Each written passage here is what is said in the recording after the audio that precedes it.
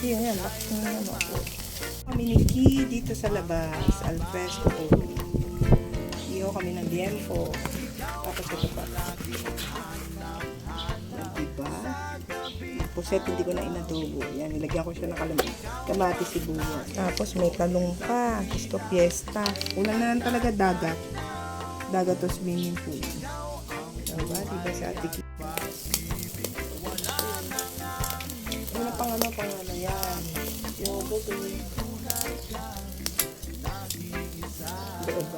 guys, ang sarap talaga dito mag-barbecue sa amin sa labas. Ano siya, tawag dito? Oo, konti lang. Alfresco, konti lang. Sarap po. Kulang na lang talaga, swimming pool, guys. Ulam for today, just kasama ng anak ko. Kulang na lang ay swimming pool. May tahong.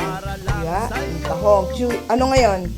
Makakala nyo dito live Wednesday? Or Wednesday ba ngayon? Wednesday 11:30. Tapos meron tayong inihaw ng liempo.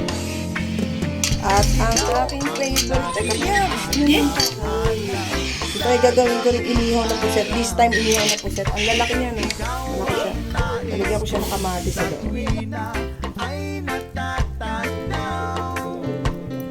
Buong tungkong kalan. Yung tungkong kalan. Ginisa ko siya. Sa suka, bawang, kamatis, luya. Yan. Papakulan natin.